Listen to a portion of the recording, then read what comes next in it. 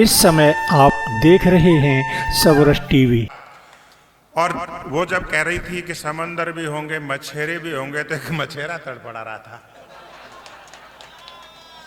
वो बड़ा ऊपर नीचे। फिर मुझे याद आया कि यार इस बाबा को तो पढ़वा ही देना चाहिए।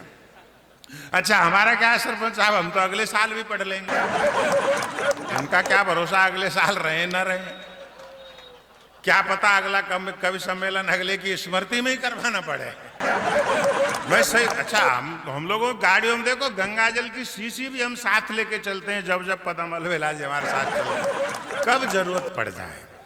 85 वर्ष की उम्र में अगला रंगीन बहुत है। हाँ, आपने इतना रंगीन बुढ़ापा नहीं देखा होगा। हाँ, बड़ा रंगीन बुढ़ापा है। हास्य रस का शानदार कवि है, अद्भुत कवि है। एक बार जोरदार तालियां आप उनके लिए बजाएं। आदरणीय पदम अलवेला।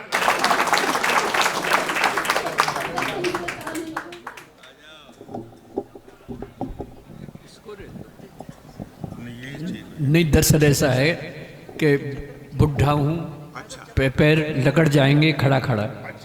हाँ, घूमता रहूंगा तो सही रहेगा। ठीक है, जैसा आप सही है, ये अच्छा लग रहा है। मान लो साहब मेरी बात। अब क्या करूं, अब ये कह रहे थे कि इनको सुन लो, पता नहीं क्या हो आगे क्या हो। ये कोई जरूरी है साहब? अरे कोई चिंता मत करो, कितने अच्छे अच्छे लोग बैठे हैं, बहुत अच्छा लग रहा है। मुझे तो बिल्कुल ऐसा नहीं लग रहा है कि कवि सम्मेलन पहली बार हो रहा है। कवि सम्मेलन ऐसा लग रहा है कि ये कवि सम्मेलन को जरूर सुनते होंगे कहीं न कहीं। बहुत अच्छी तरह से सुनने हैं, बहुत आनंद आ रहा है। और भाई सारस्वती जी, आपका संचालन बहुत शानदार रहा। और आपने मुझे जब ये कहा कि 85 साल का बुढ़ा है, उम्र 85 साल की है साहब, लेकिन दिल अब भी जवां है। बात कर, दिल अब भी जवां है।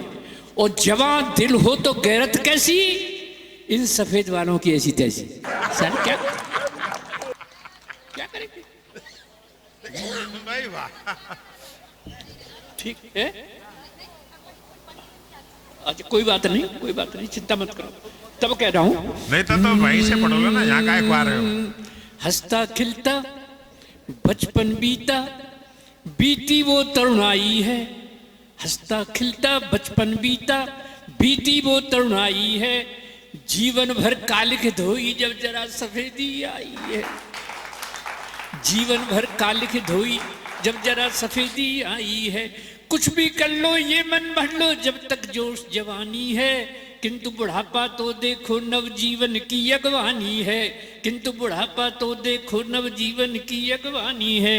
और सार्थक जी, तुम कहते हो कि ना इसको सुन लेना, रंगीन बुढ़ापा है, बुढ़ापा तो रंगीन है। लेकिन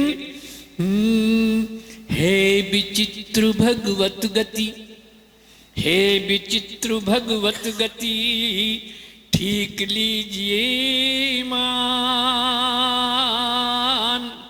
और बुढ़ा यूं ही बैठा रहे, ऊपर उठे जवान। किसी का कुछ पता नहीं है,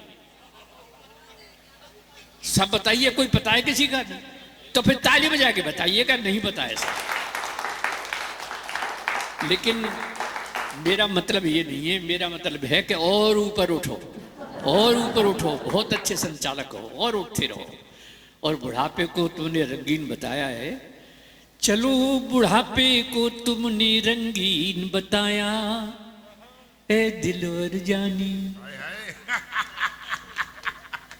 चलो बुढ़ापे को तुमने रंगीन बताया, ए दिलवर जानी।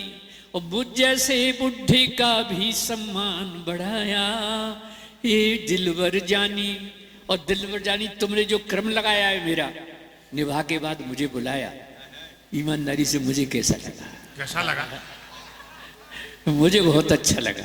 अरे मैं बताऊं मुझे कैसा लगा?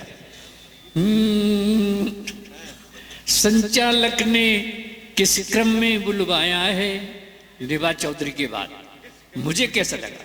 हाँ। संचालक ने किस क्रम में बुलवाया है, लक्ष्मी जी के बाद शनिचर आया है।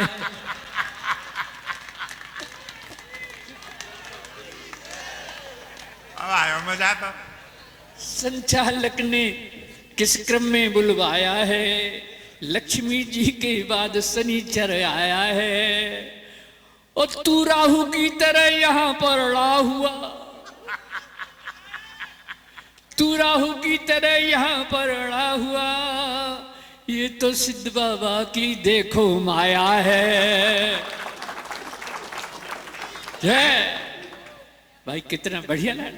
और तुम्हारी तो माला भी पड़ गई है, तो कितना अच्छा लगा है मुझे। जब माला पड़ रही थी ईमानदारी से, धड़कन तो थी नहीं मेरी, पर दुख दुखी चल रही।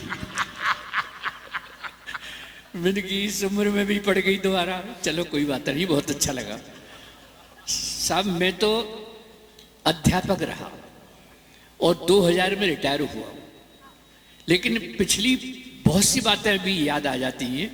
कक्षा 2 में मैं मात्रा सिखा रहा था, प्राइमरी में अध्यापक था सा, कोई बहुत बड़ा वो तो था नहीं। प्राइमरी में कक्षा 2 में मात्रा सिखा रहा था। मात्रा सिखाने के बाद जब मैंने पूछने का क्रम शुरू किया, मैंने कहा बताओ लड़की, इसमें कौन सी की मात्रा लगेगी, छोटी की कि बड़ी की? कोई नहीं बताया। एक ऐसे हाथ कर रहा था, हाँ मां साहब। मैंने कहा तू ही बता। कि मां साहब पहले लड़की दिखाओ।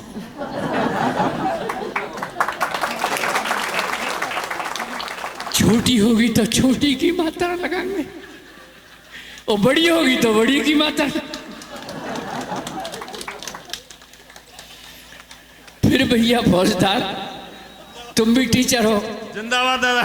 मैंने पूछ लिया कि रामनवमी क्यों मनाई जाती है, रामनवमी क्यों मनाई जाती है? तो उसका जवाब सुनो, आपकी तालियां। बोला मां साहब, जब श्री रामचंद्र जी 8वीं पास करके 9वीं में आए,